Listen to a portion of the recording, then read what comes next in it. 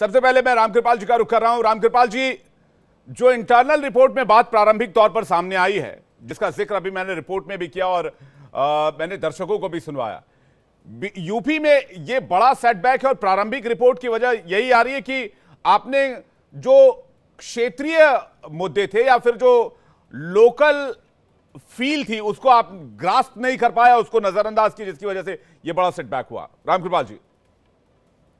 विवेक जी, अभी आपने एक जो भी कारण बताया उसमें एक आपने एक शब्द बोला कि अति आत्मविश्वास।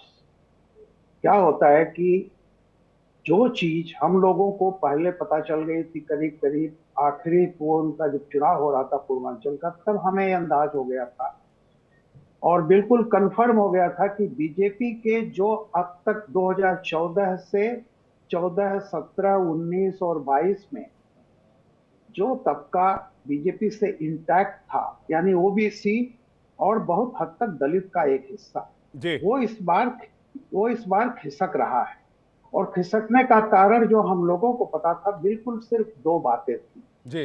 एक, देहाती भाषा में विपक्ष ये समझाने में मतलब सफल हो गया उस तबके को, जो तबका कभी भी समाजवादी पार्टी की तरफ नहीं था, उसको यह समझाने में सफल हो गया कि ठीक है, हमसे आप नाराज हो, कोई बात नहीं है, लेकिन अगर बाबा अंबेडकर की किताब ही नहीं रहेगी तो करोगे क्या। ये बात जो लोग भी अच्छी तरह से जानते हैं, बीजेपी के चाहे छोटे नेता हो चाहे बड़े नेता हो, उनको अच्छी तरह मालूम है कि अगर आम्बेडकर और राम के दो मूर्ति रख दीजिए तो आज भी आम्बेडकर उस तबके के लिए सबसे बड़ी चीज है, वो आम्बेडकर को नहीं छोड़ सकता। और आम्बेडकर के नाम पे जो फैलाया गया एक बहुत बड़ा डैमेज हुआ है।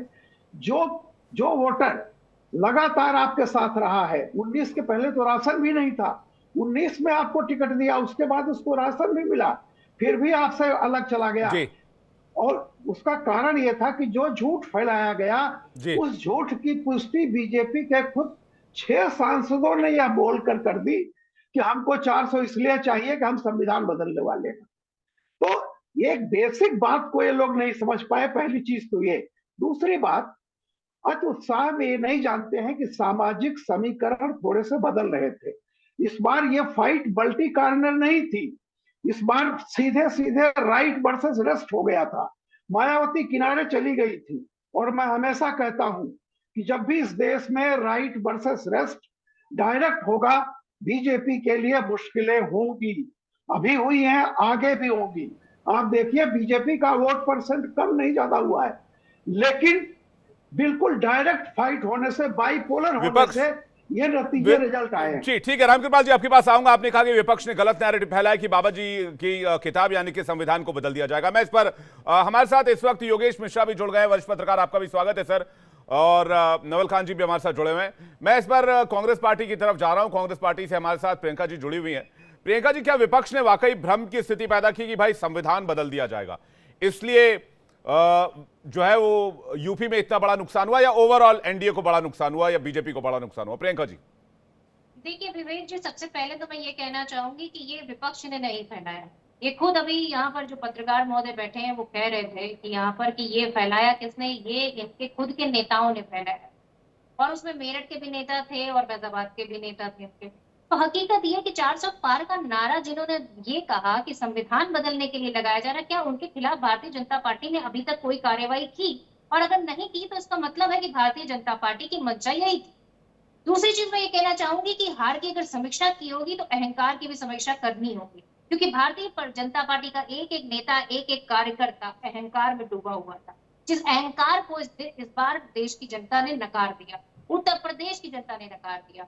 और हकीकत यह है कि अगर असली मुद्दों में जाएंगे तो पेपर लीक समस्या है, किसान की फसल जो आवारा पशु खा जाते हैं वो समस्या है, किसान को एमएसपी नहीं मिली वो समस्या है, बेरोजगारी समस्या है इस देश में, महिलाओं के साथ लगातार भारतीय जनता पार्टी के कार्यकर्ता हो या नेता हो अत्याचार करते हैं वो समस्या है, उसकी आवाज नहीं सुनी जाती। इस देश में लगातार भारतीय जनता पार्टी सिर्फ अपनी बात करती रही। क्या भारतीय जनता पार्टी के पास मुद्दे थे कि मंगलसूत्र चुरा लेंगे, आपकी भैंस चुरा लेंगे? इन मुद्दों पर भारतीय जनता पार्टी चुनाव पर जाएगी और उसका लगता है कि इस देश की जनता, उत्तर प्रदेश की जनता उनको वोट दे देगी? मुझे लगता है कि भारतीय जनता पार्टी को समझ लेना चाहिए कि उनकी विघटनकारी नीतियां अब नहीं चलेंगी। अब किसी तरह से जनता इन सारे बहकावों में नहीं आएगी। जी। अब पूछना चाहती है कि आप कितना रोजगार देंगे, उस पर बात क्यों नहीं करते आप बताइए कि इनका तीसरा कार्यकाल शुरू हो चुका है, ट्रेन के एक्सीडेंट ये पहली बार नहीं हुआ। क्या रेल मंत्री इस्तीफा देंगे? लगातार ट्रेन के एक्सीडेंट होते चले जा रहे हैं। नीट का पेपर जो लीक हुआ, क्या शिक्षा मंत्री इस पर इस्तीफा देंगे, जो लगातार ये एक्सेप्ट करते रहे कि नहीं कोई पेपर लीक नहीं हुआ? आज जब सब कुछ सामने आ चुका है, जी। खुद लोगों ने कबूल लिया है, उसके ठीक है। बाद क्या इस्तीफा देना आप बनता कह रहे है हैं कि नहीं मुद्दों की बनता? वजह से मणिपुर चोट पड़ी पे है जवाब और के लिए अहंकार। लोग कब पूछेगी, इनसे सवाल जी। पूछिए। आप कह रहे हैं मुद्दों और अहंकार की वजह से चोट पड़ी है। मैं रोहित जी के पास जाऊं और नवल जी के पास और योगी जी के पास जाऊं, लेकिन उससे पहले गौरव जी का पक्ष जान लेते हैं। गौरव जी, विपक्ष का भ्रम, मायाजाल या मुद्दा और अहंकार, किसकी मार पड़ी विपक्ष बीजेपी के डबल इंजन को? देखिए, ये जो हमारी जीत हुई और भाजपा के डबल इंजन की जो हार हुई है, ये माननीय राष्ट्रीय अध्यक्ष श्री अखिलेश यादव जी के नेतृत्व में जो जनता के असल मुद्दे महंगाई, बेरोजगारी, महिला अपराध, भ्रष्टाचार, किसान दुखी, नौजवान दुखी, अग्निवीर जैसी समस्या, योजना तो नहीं कहूँगा, समस्या, इन सब समस्याओं को जो हम धरातल पे लेके जनता के असल मुद्दों को लेके गए हैं, उसमें हम कामयाब रहे हैं। उस जनता के हक की लड़ाई में और पीडीए की स्ट्रेटजी जो हमारे साथ थी, उसकी सफलता है। भारतीय जनता पार्टी ने जो काम नहीं किए हैं उत्तर प्रदेश और देश में, जनता को छल कपट और झूठ की राजनीति में फंसाने का कार्य किया था, यही सब उनकी विफलता का कारण रहे हैं। लेकिन गौरव भाई, बीजेपी ये कह रही है कि आप लोगों ने संविधान के नाम पर जो भ्रम फैला उसकी वजह से नुकसान हुआ, और बीजेपी के नेता इसका जवाब नहीं दे पाए, इसकी काट नहीं ढूंढ पाए। हमने तो संविधान तो नहीं बदला जा सकता, ये हम सभी जानते हैं। वो 400 सीट आए क्या 543 लेते हैं तो भी संविधान नहीं बदल सकते। ये भारतीय जनता पार्टी के लोगों की वाणी थी। उन्होंने ही बोला था संविधान बदल देंगे, हमने तो नहीं बोला था। उन्होंने ही एक डर का माहौल पैदा किया जनता में। धरातल में जनता को लगा कि अगर ये 400 से ऊपर आ गए तो संविधान बदल देंगे। कोई अनपढ़ की बात नहीं, पढ़े लिखे व्यक्ति ने भी वोट इनके खिलाफ किया है। शहर में भी बहुत अच्छी वोटिंग इनके खिलाफ हुई है। इनके खिलाफ लोगों ने इस बार बहुत रोष था। इन्होंने कोई विकास का कार्य किया नहीं। जनता ने अपना जवाब इनको वोट की तोड़ देकर। रोहित जी, आप तो एनडीए के अलायंस है और जो शुरुआती रिपोर्ट जो सूत्रों के हवाले से पता चली उसमें तमाम रीजन हमने गिनाए। आप लोग तो ग्राउंड पर रहते हैं, आप लोगों को क्या जानकारी मिली? सीधा सीधा बात जो शुरुआत में जो सामने आ रही है वो यही आ रही कि अयोध्या की सीट भी अगर आप हार गए तो अति आत्मविश्वास था, काडर आपका निकला नहीं, वो भरोसे में था कि मोदी योगी की जोड़ी है, जीतना तो है ही, 80 की 80 सीटें घर में आ रही, खाते में आ रही है एनडीए की। विवेक भाई, विपक्षियों को यही खल रहा है कि तूफानों में भी हमारा दिया क्यों जल रहा है।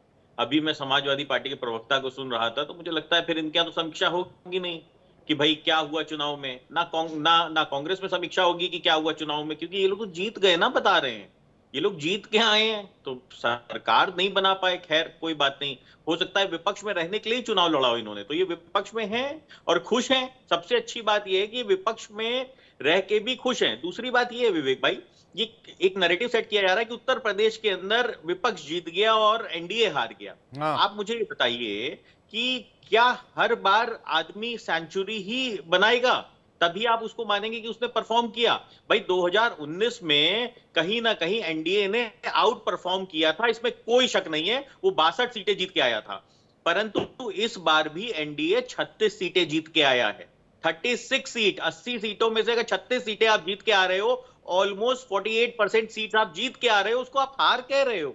अरे भाई, आप 43 सीट तो जीत के आए हो जिसमें एक निर्दलीय प्रत्याशी भी है। तो ऐसी स्थिति में आपको अगर ये लग रहा है कि भाई उत्तर प्रदेश की जनता ने हमको नकार दिया, तो भैया आप इसी मुगालते में रहो और हम जनता की सेवा के लिए हमने सरकार बनाई है। रोहित जी, बात इसकी नहीं है कि किसको कितनी सीटें आए, बात इसकी है कि जहां आप 80 टारगेट लेकर चल रहे थे, जहां आपके एनडीए लेड गवर्नमेंट ने यूपी में विकास का काम किया, देव दिवाली अयोध्या में मनाई जाती है, राम मंदिर अयोध्या में बना, 5 से 6 एक्सप्रेसवे यूपी में बनाए गए हैं, उसके अलावा और भी बहुत सारे ऐसे काम हुए हैं। तो इसको नजरअंदाज करते हुए फिर भी आपको अगर 33 सीटों पर आप और एनडीए 36 सीटों पर आ जाती है सीधे 60+, 70+ से, तो ये तो फिर आकलन का विषय होगा। आकलन में ये है कि भाई अति आत्मविश्वास था। नहीं विवेक जी, इसको अति आत्मविश्वास नहीं कह सकते। देखिए, एक 10 साल का कार्यकाल की एंटी इनकम्बेंसी होती है। 2014 में अगर आप देखिए तो कांग्रेस ध्वस्त हो गई थी पूरी तरीके से, जनता ने पूरी तरीके से नकार दिया था। वहीं आपको तीसरे कार्यकाल के अंदर जनता ने आशीर्वाद दे दिया पुनः और एनडीए ही तो चुनाव में उतरा था, एनडीए की सरकार बन गई, तो जनता ने तो आपको आशीर्वाद दिया है, थोड़ा कम थोड़ा ज्यादा। दूसरी चीज लोकतंत्र की खूबसूरती है, विपक्ष को मजबूत होना चाहिए। पिछले 2 कार्यकाल से ये लीडर ऑफ अपोजिशन तक चुनने की हैसियत नहीं रखते थे, अब की कम से कम लीडर ऑफ अपोजिशन तो अपने दम पे चुन पाएंगे, और ये तो लोकतंत्र के लिए बहुत सुंदरता खूबसूरती है भाई। मैं तो ये कहूंगा एक सकारात्मक विपक्ष के रूप में जनता के मुद्दों को उठाइए